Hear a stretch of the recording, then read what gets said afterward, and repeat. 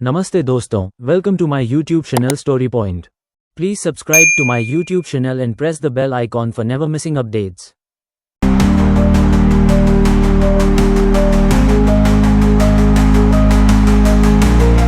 मेरे गांव से 1 किलोमीटर दूर एक बड़ा सा पीपल का पेड़ है।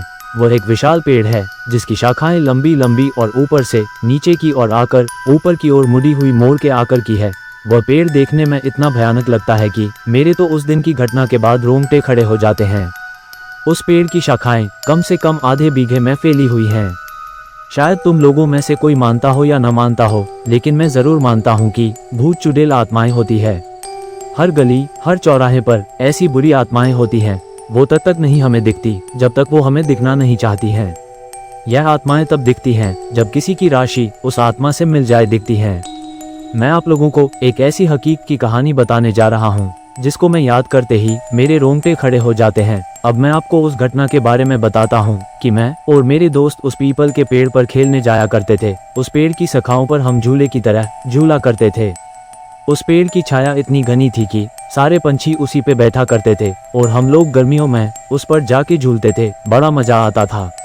वैसे उस पेड़ के बारे में लोग कहा करते थे कि उस पेड़ पर भूत रहते हैं, पर हम बच्चे कहाँ किसी की मानते थे। बस रोज खेलने को चल दिया करते थे। एक बार की बात है, दोपहर का समय था। हम 3 दोस्तों ने, मैं और मेरे 2 दोस्त उस दिन जल्दी चले गए। 12 बजे का समय था। हम लोग वहां पहुंच गए और हम लोगों ने प्लान बनाया कि हम लोग ऊंचाई पर जाके छिप जाते हैं और वो लोग आएंगे तो हम लोग उन्हें भूत बनकर डराएंगे। और हमने अपने अपने पैंट में कुछ पत्थर भर के ऊपर चढ़ गए। दोस्तों, एक बात और बता दूं कि उस पेड़ से 2 खेत दूर एक कुआं था जिस पर कोई रहता नहीं था। बस एक रस्सी और बाल्टी के सिवाय हम लोग जब खेल खेल कर थक जाते थे तो उस पर जाकर पानी पिया करते थे। 1 बजे का टाइम था। जब हम लोग इंतजार करके थक गए, वो लोग नहीं आए तो हम में से एक ने कहा कि चलो पानी पी कर आते हैं। तो मैंने उनसे कहा कि मुझे प्यास नहीं लगी है, तुम लोग चले जाओ दोस्तों। वो लोग उतरकर पानी पीने चले गए। दोपहर का समय था। सूर्य अपनी फुल तपन पर था। जोर जोर से लू चल रही थी और हवा के गोल गोल झुंड बनकर धूल उड़ाते हुए आ जा रहे थे। आप लोग जानते होंगे, गांव में इन हवा के गोलाकार को दिंदूर कहते हैं। एक ऐसा ही हवा का गोला मैंने पीपल की ओर आते हुए देखा। बड़ी धूल उड़ाए हुए वो आया और पीपल के सारे पत्ते आवाज करने लगे, खर खर, और कुछ टूट के गिरने लगे। धूल की वजह से तो मेरी आंखें बंद हो गई। सारे पंछी उड़ गए। एकदम मैंने जब आंखें खोली तो देखता हूँ कि एक काली सी शक्ल का, बड़े बड़े बालों वाला और इतना डरावना इंसान मेरे सामने वाली डाली पर बैठा है। एकदम से मेरे डर के मारे हाथ छूट गए और मैं नीचे जा गिरा। नीचे गिरते ही मैं बेहोश हो गया। जब मेरी आंखें खुली तो देखा कि मेरे दोस्त पानी पीकर लौट आए हैं। मुझे उठाकर उन्होंने मुझे बिठाया। नीचे पीपल के पत्ते काफी इकट्ठे हुए थे, इसलिए मेरे ज्यादा नहीं लगी। बस मेरे पैर से थोड़ा सा खून निकल आया था। जब मेरे दोस्त ने पूछा कि क्या हुआ, तो मैंने उन्हें बताया कि अभी इस पेड़ पर मैंने भूत देखा है। सारे दोस्त समझ रहे थे कि अजय हमें डराने की कोशिश कर रहा है। उन्होंने कहा, लगता है तुझे प्यास लगी और तू ऊपर से इसलिए गिर गया है। उन्होंने कहा, जा तू पानी पी कर आ, तब तक हम यही बैठे हैं। उनकी जिद की वजह से मुझे पानी पीने जाना पड़ा। मैं वैसे भी डरा हुआ था और मेरे हाथ पैर कांप रहे थे। मैं मन ही मन में सोच रहा था कि बस आज मैं यहाँ से निकल जाऊँ, कल से मैं यहाँ नहीं आऊँगा। मैंने बाल्टी उठाई और कुएं में डाल दी। जैसे ही कुएं में बाल्टी पहुंची, एकदम से आवाज आई और वो आवाज ऐसे लग रही थी जैसे कोई पानी में बार बार कूद रहा हो। मैं और डर गया। जबकि रस्सी मैंने आराम से पकड़ रखी थी, तो यह आवाज कैसी? मैंने कुएं में जाकर देखा। कुएं के पानी में मुझे वही चेहरा नजर आया। एकदम से मैं पीछे हटा। मुझसे कोई पीछे ऐसे टकराया कि मेरे तो होश उड़ गए और डर के मारे मेरे हाथ से रस्सी कुएं में जा गिरी। मैंने जैसे ही पीछे देखा, वही भयानक शक्ल वाला आदमी खड़ा था। मेरी तो आवाज बंद हो गई। उसके बड़े बड़े दांत, लंबे लंबे बाल, दांत तो ऐसे जैसे कि साले ने कभी जिंदगी में मंजन भी नहीं किया हो। उसकी खाल जली हुई थी जैसे कि कोई जला हुआ इंसान। इतना डरावना लग रहा था कि मैं तो बस, मेरी आंखें खुली थी, बस शरीर में कोई जान नहीं था। बस मैं बेहोश होके गिर पड़ा। मेरे दोस्त सोच रहे थे कि यह अब तक क्यों नहीं आया। 5 मिनट बाद जब मेरी आंखें खुली तो मैंने देखा कि मैं पीपल के पेड़ के नीचे पड़ा हूँ। तो मैं और डर गया कि मैं यहाँ कैसे आ गया। दोस्त मुझे उठा कर लाए थे। जैसे ही मैं श्री हुआ, देखा तो मेरे दोस्त खड़े हुए थे और कह रहे थे, लगता है तेरी तबीयत ठीक नहीं है, तुझे पहले बताना चाहिए था, हम पानी ले आते। कहीं तू कुएं में गिर जाता तो हमारे घर वाले तो हमें भी जान से मार देते। मैंने उन्हें बताया कि मेरी तबीयत खराब नहीं है, मैंने सचमुच भूत को देखा है। उन लोगों को विश्वास नहीं हो रहा था कि अजय, जो कि कभी भी भूत के बारे में बोलते थे, तो वो कहता था कि भूत नहीं होते, मगर इसे आज हो क्या गया है जो हर बात पे भूत भूत लगाए हुआ है। भाइयों, अब तक 2 बज चुके थे। हमारे दोस्तों का आने का समय हो गया था। मेरे दोस्त ने कहा, चलो अब ऊपर चढ़ जाते हैं और उन लोगों को डराते हैं। मुझे डर तो लग रहा था, पर मैं दोस्तों के साथ ज्यादा ऊपर नहीं, बस थोड़ी ऊंचाई पर जाके बैठ गया।